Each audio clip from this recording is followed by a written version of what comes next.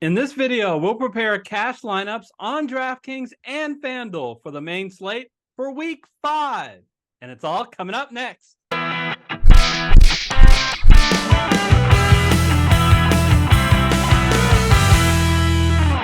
Hello, everyone. I'm Eric Lee. And I'm Michael Wiley, and we're the Fantasy Football Consultants. Eric, Week 4 is in the books. Quick update on our DFSHub contest. Congratulations this last week to Brian Bassett, Todd Redinger, and Terry Love for first, second, and third. And a little honorable mention to Steve Carney, the only person he got fourth, the only person in the top 10 that didn't have Christian McCaffrey in his lineup. Being at that game, it was amazing to see Christian McCaffrey just so dominated on the ground and in the air. Michael, he's not on the main slate this week, so we're going to have to figure it out. If you want more information about the contest and how to join, it's really easy. Go to the description. All right, so as always, we build lineups, cash lineups on both DraftKings and FanDuel. There are 3 players this week we have labeled as core players that we think will be in both our FanDuel and DraftKings lineups. Michael, I'll start with the number 1 guy on our list. It is Joe Mixon. 2 weeks ago, we had Mostert in our lineup, 4 TDs. Last week, in both lineups, we had McCaffrey, 4 TDs. High bar for Joe Mixon here. Let's see if he can do it. I love his matchup. He faces the Arizona Cardinals, $6,400 on DraftKings and only $7,000 on FanDuel. Look, I know the Cincinnati offense has struggled, and Joe Mixon is no McCaffrey, but he's a bell cow like McCaffrey is. 2 weeks ago, 19 of the 20 running back carries was Joe Mixon. Last week, 14 of the 15 running back carries has been Joe Mixon. And he's got a quarterback that is not going to be a running quarterback, that's for sure, to vulture touchdown runs. Really like him. And finally, T. Higgins, one of the key passing options on this offense, is likely going to be out. So maybe Mixon can even get more involved than he usually is in the passing game. Yeah, and we're taking advantage of the fact that he's going up against the same team that McCaffrey was last week, the Arizona Cardinals. Not quite as expensive, but similarly, a guy we really like because of his usage, Isaiah Pacheco, 6,600 on FanDuel, 5,700 on DraftKings, going up against Minnesota, who's 15th against the run. Maybe not necessarily the easiest, but look at the touches that Pacheco's been getting each week, going up from 8 to 12 to 15 to 20. Those are just the carries, and then averaging 3 plus receptions each week. I'd like to see that go up. Hey, this guy is a hard runner. If you watched that Sunday night game, which I'm sure many of you did, you even heard the announcers compare him maybe a little bit crazy to Marshawn Lynch. Definitely not Marshawn Lynch. But this guy is important for this Kansas City Chiefs team that's struggling a little bit to kind of figure out their identity this year. Pacheco's a big part of their success going forward. I really like this price tag, Eric. Yeah, and I love the fact that we get some exposure to what I think is going to be the highest scoring game this week, Minnesota in the Dome against Kansas City.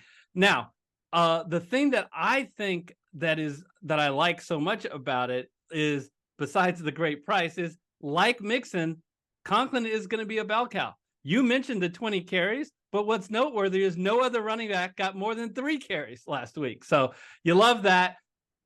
The third player that's in both lineups at a major bargain is tight end Tyler Conklin. Only $3,200 on DraftKings and $4,800 on FanDuel. I love the fact over the last 2 weeks, he's been getting consistent targets, 6, 5, 6. And then the last 2 weeks, he has been second on the New York Jets in targets, only behind Garrett Wilson. It's clear that Zach Wilson really trusts him as a safety valve in this particular offense. I love that. And he faces a tremendous matchup by anyone's standards, facing Denver is an outstanding thing. They're dead last in defense. They're 31st against the pass and 29th against tight ends. Love the bargain. Love the opportunity here for Conklin. Yeah, and Zach Wilson, the Jets have been smart to how they've changed that offense to be a little bit more geared to him and his style of play. He looked much better against Kansas City, and I think I see a win in the future for this Jets against Denver, and Conklin's going to be a big part of that. Okay, Michael, we have had 3 players that are really value guys. So that means we can go a little hog wild with our rest of our lineup. It's going to be interesting to see how we do that. Let's start with FanDuel, and then we'll come back and do DraftKings. All right, so you can see the rest of our FanDuel lineup. Let's start looking at the wide receivers, which should automatically draw your attention. And we spent a lot of money to get the 2 superstars, Justin Jefferson and Tyreek Hill. Now, I don't need to tell you that these 2 are the 2 best wide receivers in the NFL for fantasy-wise, but they're also in tremendous matchups. The two of the highest scoring games, 53 over and under in the Minnesota game and 49.5 over under for Tyreek Hill. Jefferson is at the top of receiving receptions, receiving yards. And the only thing that had been missing in his game is his touchdowns. But he did get 2 touchdowns last week. So you really like to see that. And he's been great. And Tyreek Hill, he has no stranger to the end zone. He leads all wide receivers in touchdowns so far this year with 4. Now, some of you guys are going to say, what is the deal? Another day with the Zay Flowers. I'll be honest with you folks. We constructed this lineup without Zay Flowers because we didn't want to try to explain why he was going to be in again. But it was too hard because he's so darn cheap at $5,900. He's the clear number 1 wide receiver in a tremendous matchup against the Pittsburgh Steelers. Look, I know he hasn't had a great fantasy year so far, mostly because Lamar Jackson refuses to throw touchdown passes, especially to his wide receivers so far this year. But he is the number 1 wide receiver. They want to get his hands on the ball, not just throwing to him. Every game so far this year, he's had at least 1 reception. So, Michael, what are your thoughts on my 3 wide receivers, 3 clear number 1 wide receivers on their team? Yeah, well, I mean, with Keenan Allen not on the main slate, because they're on bye this week, you got the top basically 2 wide receivers possible in this lineup. I don't even need to talk about Zay Flowers. The fact that you get Jefferson and Hill, who not only have a very high floor, but high upside week in, week out, regardless of matchup, I love it. And agree with what you say about Zay Flowers. He's the number 1 over there, especially with the injuries that they've had at the receiver spot. And all you Puka Nacua truthers, because he is up there in targets, no, he is not in one of the top 2 wide receivers, and especially since Cooper Kupp is likely going to play, we got the 2 best in our lineup. Let's switch over to running backs. Now, look, I want to whine a little bit. Can you click on David Montgomery? So all offseason, I was praising David Montgomery. I was saying, this guy is a sleeper. I expect him to do really well. And I thought, I'm going to clean up an NFL DFS on our main slate shows. No, I wasn't. Why? In the first 4 weeks, Detroit played on Thursday night twice.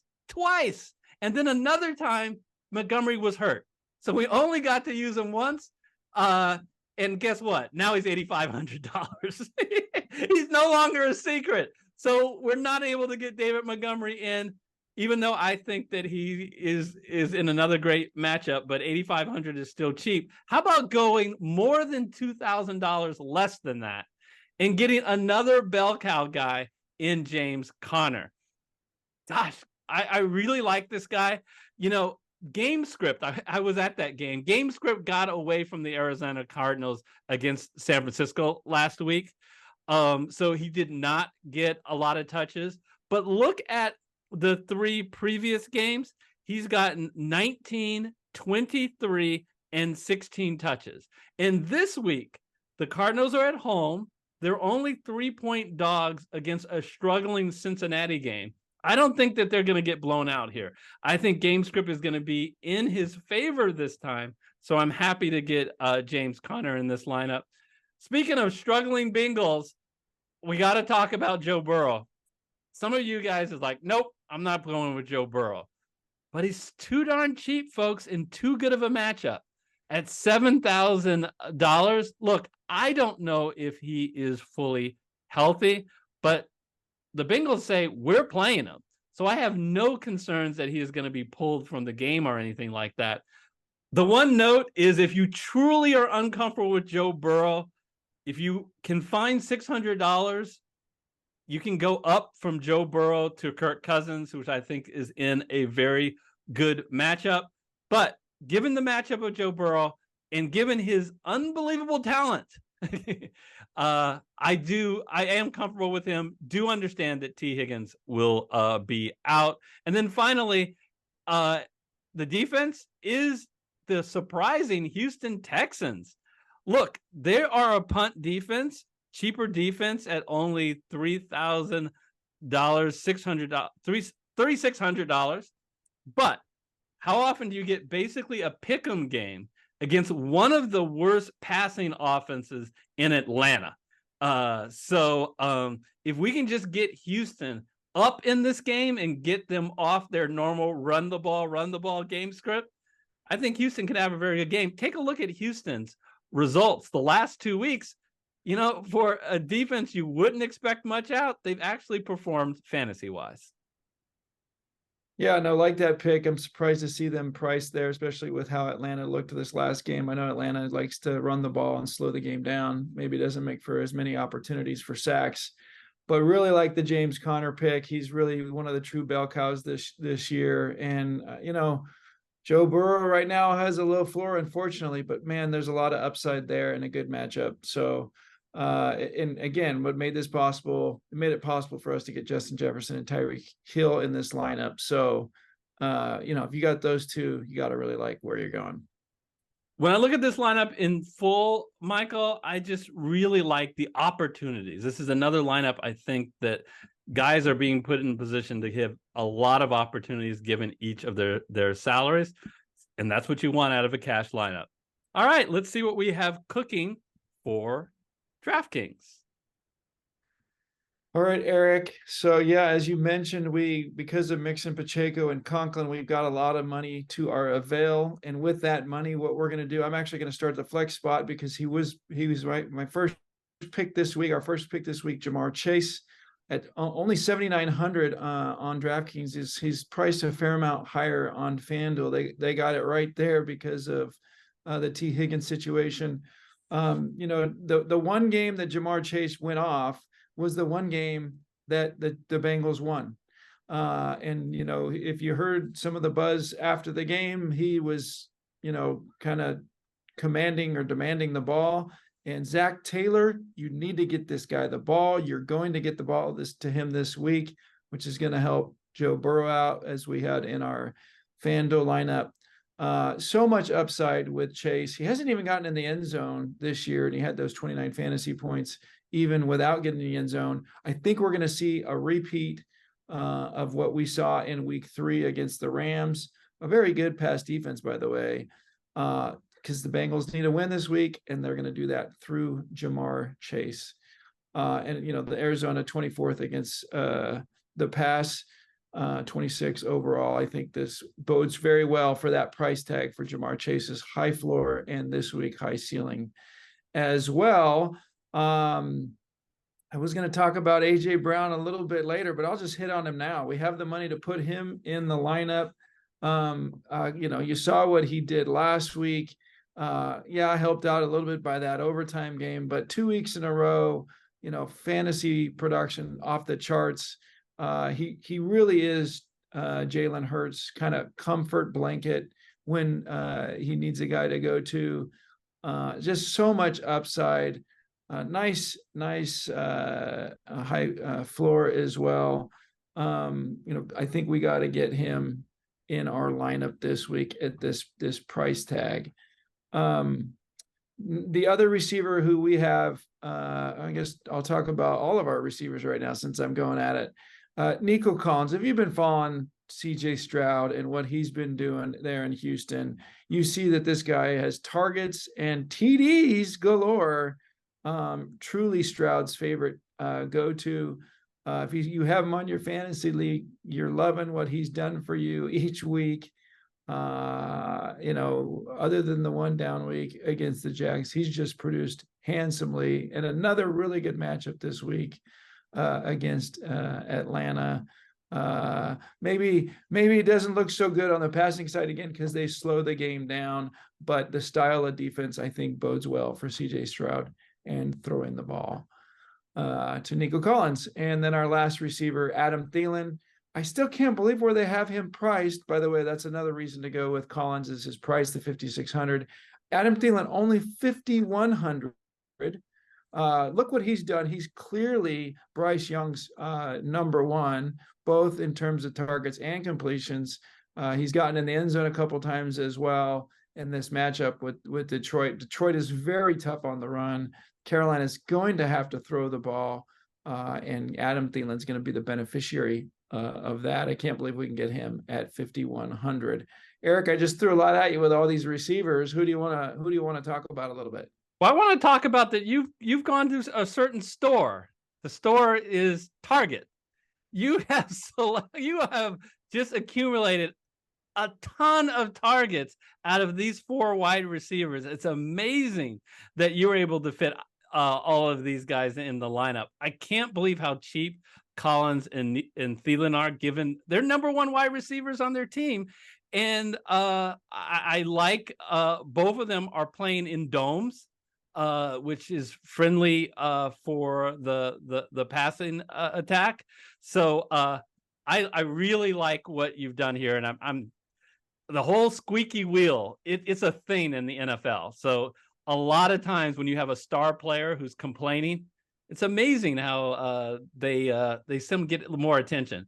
And there is a clear rapport going back to college between Joe Burrow and Jamar Chase. And I again like the matchup against Arizona in that one.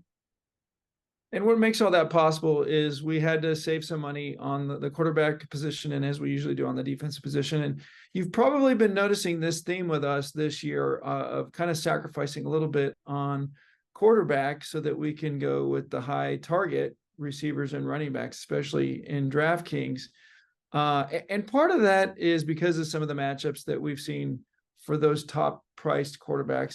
The other part of it is just the differential between the highest priced quarterbacks and some of these quarterbacks who really have a decent floor. And Russell Wilson, you can say what you want about their team production in terms of wins. They've struggled, but his fantasy production has been just fine.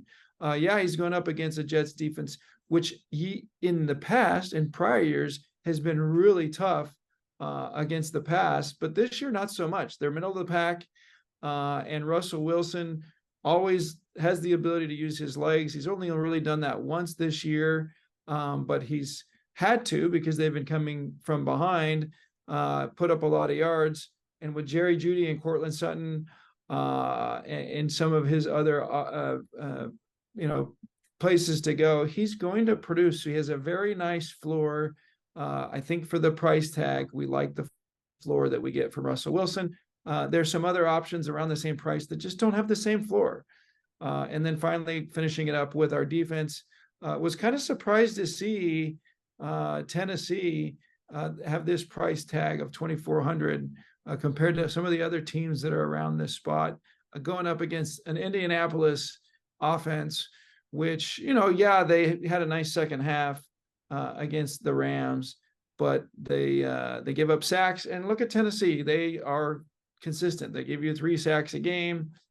So maybe not a huge upside here, but at the price tag, was again surprised going up against an Indianapolis team that's this game's going to be close, and there's going to be opportunities for Tennessee to maybe get a turnover or two and certainly some sacks. No, I really like this pick at $2,400. Again, remember, most of the fantasy points come in the passing game, and Tennessee is actually very good against the run. So they're going to likely force the rookie, Anthony Richardson. Look, he's been great, but he's prone to mistakes. So I like that.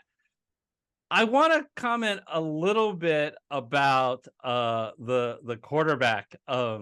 So you selected Russell Wilson, but there's another guy. I just want to throw it out there, Michael. There's another guy in the same game with the same name. I'm going to have to wash my mouth out after this. I can't believe I'm talking about it. But look how they're giving him away at only $4,900. Look, folks, no one has been more critical of Zach Wilson, but he actually looked decent last week in performing better. Maybe he's getting more comfortable, and he gets the friendliest of friendly matchups here. Look at the defense. I mean, Denver's been the worst defense in NFL by far. Don't forget they gave up 70 points to Miami. So if you feel like you have to get salary relief, $4,900, that's certainly an option. It's $800 off Russell Wilson, but I do like Russell Wilson at his price as well. All right. Hey, we want to hear what you guys think. Who are your favorite players on DraftKings and FanDuel on the main slate? Who might you switch out in our lineup for someone else? Until next time, take care, everybody, and have a great week 5. Right now, we'll put on the screen 2 videos we think that you'll enjoy, including Week 5 NFL Survivor Show